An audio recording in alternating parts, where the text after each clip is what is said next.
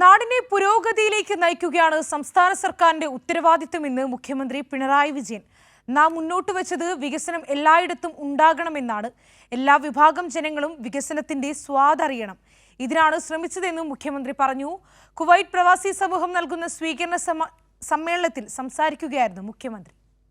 സർക്കാരായാലും നാടിന്റെയും ജനങ്ങളുടെയും സർക്കാരാണ്. സർക്കാരിന്റെ പ്രാഥമികമായ ഉത്തരവാദിത്വം നാടിനെ പുരോഗതിയിലേക്ക് നയിക്കുകയാണ്. അതിലൂടെ ജനങ്ങളെ പുരോഗതിയിലേക്ക് നയിക്കലാണ്. സർവതല സ്പർശിയും സാമൂഹ്യ നീതി അധിഷ്ഠിതവുമായ വികസനം, ഇതാണ് ഞങ്ങൾ അവതരിപ്പിച്ച വികസന പരിപ്രേക്ഷ്യം. നാം മുന്നോട്ട് വെച്ച വികസന പരിപ്രേക്ഷ്യം വികസനത്തിന്റെ സ്പർശം എല്ലായിടത്തും ഉണ്ടാകണമെന്നാണ്. നമുക്കറിയാം, നമ്മുടെ കേരളം എന്നത് മഞ്ചേശ്വരം മുതൽ പാറശാല വരെയുള്ള നിയോജക മണ്ഡലങ്ങളും കാസർഗോഡ് മുതൽ തിരുവനന്തപുരം വരെയുള്ള ജില്ലകളും അടങ്ങുന്ന ഒരു വലിയ പട്ടണമാണ്. ഗ്രാമ നഗര വ്യത്യാസം അതിവേഗതയിൽ ഇല്ലാതായിക്കൊണ്ടിരിക്കുന്ന ഒരു സംസ്ഥാനമാണ് നമ്മുടെ സംസ്ഥാനം. എല്ലായിടങ്ങളിലും ഈ വികസനത്തിന്റെ സ്പർശം എത്തിയതായി കാണാൻ നമുക്ക് കഴിയും. എല്ലാ ജനവിഭാഗങ്ങളും വികസനത്തിന്റെ സ്വാദറിയണം. ഏതെങ്കിലും ഒരു പ്രത്യേക വരേണ്യ വിഭാഗം മാത്രം വികസനത്തിന്റെ സ്വാദറിഞ്ഞാൽ പോരാ, എല്ലാവരിലേക്കും വികസനത്തിന്റെ സ്വാദെത്തണം. ഇതിനാണ് നാം ശ്രമിച്ചത്.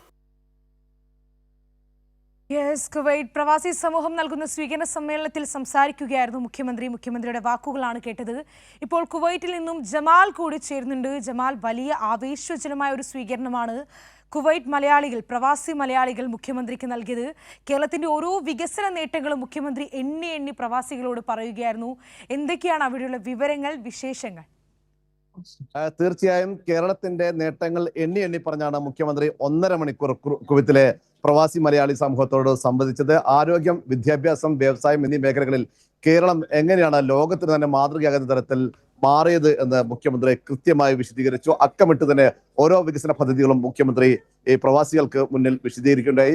വികസന പദ്ധതികൾക്കൊപ്പം പ്രവാസികൾക്ക് വേണ്ടി നടപ്പാക്കിയ ക്ഷേമ പദ്ധതികളും മുഖ്യമന്ത്രി വിശദീകരിക്കുകയുണ്ടായി. 1.5 മണിക്കൂർ നേരം മുഖ്യമന്ത്രി ഇവിടെ പ്രസംഗിച്ചു. ഇവിടെ എങ്ങനെയാണ് കേരളം മാറിയത്, 2016 മുതൽ 2026 വരെയുള്ള ഏതാണ്ട് 10 വർഷക്കാലം എങ്ങനെയാണ് കേരളം ലോകത്തിന് മാതൃകയാകുന്ന തരത്തിൽ, ലോകത്തിന്റെ അഭിമാനിക്കാവുന്ന തരത്തിൽ, ഏതൊരു മലയാളിക്കും അഭിമാനിക്കാവുന്ന തരത്തിൽ മാറിയത് എന്ന് കൃത്യമായി മുഖ്യമന്ത്രി വിശദീകരിക്കുകയുണ്ടായി. വലിയ ജനസമൂഹമാണ് കുവൈത്തിൽ എത്തിച്ചേർന്നത്. മൻസൂരിയയിലെ അൽ അറബി ഇൻഡോർ സ്റ്റേഡിയത്തിൽ ആയിരക്കണക്കിന് പ്രവാസികളാണ് മുഖ്യമന്ത്രിയെ സ്വീകരിക്കാൻ എത്തിച്ചേർന്നത്. അങ്ങേയറ്റം ആവേശകരമായ സ്വീകരണമാണ് മുഖ്യമന്ത്രിക്ക് ലഭിച്ചത്. സ്ത്രീകളും കുട്ടികളും അടങ്ങുന്ന വലിയൊരു ജനാവലി തന്നെ, ഒരുപക്ഷെ കുവൈത്തിലെ ഏറ്റവും മികച്ച ഒരു പരിപാടിയായി തന്നെ ഇത് വിലയിരുത്തപ്പെടുന്നു. സമൂഹത്തിന്റെ എല്ലാ മേഖലകളിൽ നിന്നുള്ള ആളുകൾ മുഖ്യമന്ത്രിയെ സ്വീകരിക്കാൻ എത്തിയിരുന്നു. ഒരു നാട് മാറി കേരളത്തിന്റെ വികസനത്തെ മുന്നോട്ട് നയിച്ച ഒരു ജനകീയ ഭരണാധികാരിയെ കാണാൻ അങ്ങേയറ്റം ആവേശത്തോടെ തന്നെ എത്തി. അവർ ആ ഒരു പ്രതീക്ഷയിൽ തന്നെയാണ് ഈ 1.5 മണിക്കൂർ നീണ്ട പ്രസംഗം ശ്രവിച്ചത്. മന്ത്രി സജി ചെറിയാൻ, അതുപോലെ തന്നെ M A Yusuff Ali, Kerala chief secretary A Jayathilak തുടങ്ങിയവരും ഈ മുഖ്യമന്ത്രിയോടൊപ്പം വേദിയിലുണ്ടായിരുന്നു. മലയാളം മിഷന്റെയും ലോക കേരള സഭയുടെ നേതൃത്വത്തിലാണ് മുഖ്യമന്ത്രിക്ക് ഇന്ന് സ്വീകരണം നൽകിയത്. ആഴ്ചകളായി നടത്തിയ ഒരു പ്രവർത്തനം, ഈ സംഘാടകർ നടത്തിയ പ്രവർത്തനം, അത് വിജയം കണ്ടു എന്ന് തന്നെയാണ് ഇന്ന് ഈ അൽ അറബി സ്റ്റേഡിയത്തിലെത്തിയ ജനക്കൂട്ടം തെളിയിച്ചത്. ഏതായാലും ആവേശകരമായ ഒരു സ്വീകരണം മുഖ്യമന്ത്രിക്ക് കുവൈത്തിലും നൽകാൻ കഴിഞ്ഞു എന്ന് തന്നെയാണ് വ്യക്തമാകുന്നത്. നേരത്തെ ബഹ്റൈനിലും ഖത്തറിലും മസ്കത്തിലും ഒക്കെ തന്നെയും ആയിരക്കണക്കിന് ആളുകളാണ് മുഖ്യമന്ത്രിയെ കാണാൻ എത്തിയത്, ആ പ്രസംഗം വീക്ഷിച്ചത്, ആ പ്രസംഗം കേട്ടത്. അതുപോലെ തന്നെ ആവേശകരമായ ഒരു സ്വീകരണം കുവൈത്തിലും ലഭിച്ചിരുന്നു. ശരി ജമാൽ, അങ്ങനെ കുവൈറ്റ് പ്രവാസി സമൂഹം നൽകുന്ന സ്വീകരണ സമ്മേളനത്തിൽ സംസാരിച്ച മുഖ്യമന്ത്രിയുടെ വാക്കുകൾ കേട്ടു. അവിടെയുള്ള ജനാവലി കണ്ടു.